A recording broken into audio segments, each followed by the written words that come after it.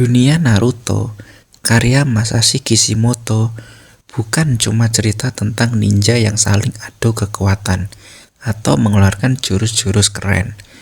Di baliknya, serial ini menyimpan lapisan filosofi hidup yang sangat mendalam tentang manusia, masyarakat, dan eksistensi.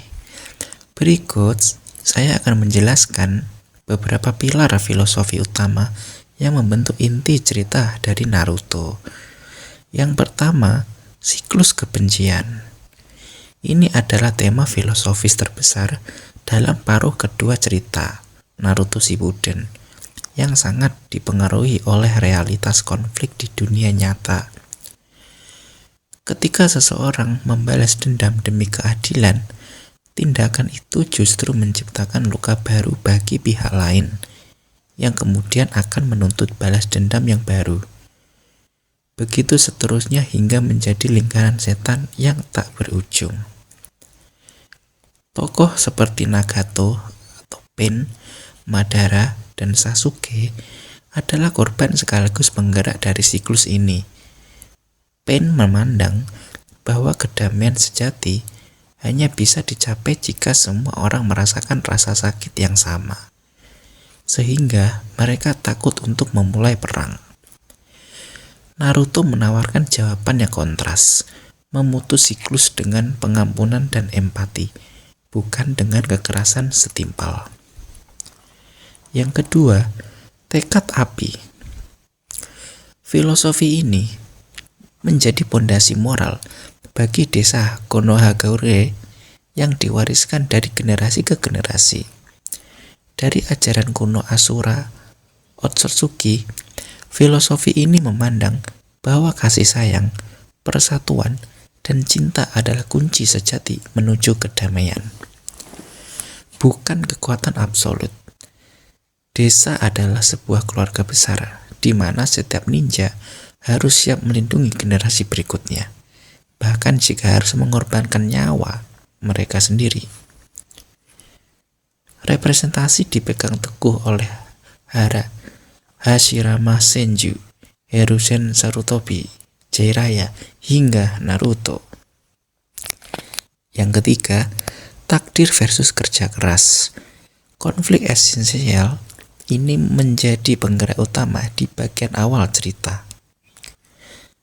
Konsepnya adalah apakah hidup kita sudah digariskan sejak lahir atau kita bisa mengubah dengan usaha sendiri. Neji Hyuga awalnya percaya pada fatalisme. Baginya, burung dalam sangkar akan tetap menjadi burung dalam sangkar. Rock Lee dan Naruto mewakili sisi sebaliknya. Lee yang tidak punya bakat ninjutsu membuktikan bahwa kerja keras yang ekstrim bisa menandingi kejeniusan alami. Meskipun di akhir cerita Naruto ternyata adalah reinkarnasi dari Asura dan anak dalam ramalan, esensi filosofisnya tetap menekankan bahwa pilihan-pilihan yang kita ambil di sepanjang jalan yang membentuk siapa diri kita, bukan sekedar garis keturunan.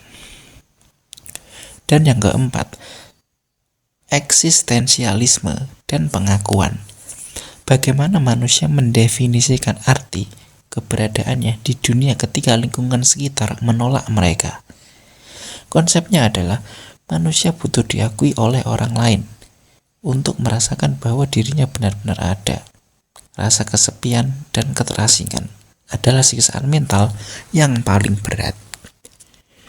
Representasi Naruto dan Gaara memulai hidup dari titik yang sama sebagai Jinchuriki yang ditakuti oleh dan dikucilkan. Gaara sempat tersesat dalam eksistensialisme nihilisme. Ia merasa arti hidupnya adalah dengan membunuh orang lain demi mencintai diri sendiri. Naruto memilih jalur yang berbeda. Ia ingin menjadi Hokage bukan demi kekuasaan, melainkan agar orang-orang di desa tidak lagi memandangnya dengan tatapan kebencian, melainkan mengakui keberadaannya. Dan yang kelima, hubungan antar manusia. Kishimoto mengeksplorasi konsep Kizuma atau ikatan yang sangat kuat. Konsepnya adalah kekuatan sejati seorang manusia tidak muncul dari isolasi atau ambisi pribadi yang egois, melainkan dari keinginan untuk melindungi orang-orang yang berharga bagi mereka. Ketika seseorang memiliki siapa yang ingin dilindungi, disitulah potensi terbaik mereka keluar. Haku, misalkan contoh ya, Haku adalah tokoh pertama yang memperkenalkan konsep ini kepada Naruto. Hubungan rivalitas sekaligus persaudaraan antara Naruto dan Sasuke juga menjadi simbol bagaimana sebuah ikatan, meski telah rusak dan penuh luka, tetap layak untuk diperjuangkan dan disembuhkan. Kesimpulan akhirnya adalah filosofi Naruto mengajarkan bahwa kedamaian dan kedewasaan tidak dicapai dengan cara menghilangkan rasa sakit, melainkan dengan bagaimana kita memahami rasa sakit orang lain dan memilih untuk tidak meneruskan rasa sakit tersebut kepada generasi berikutnya.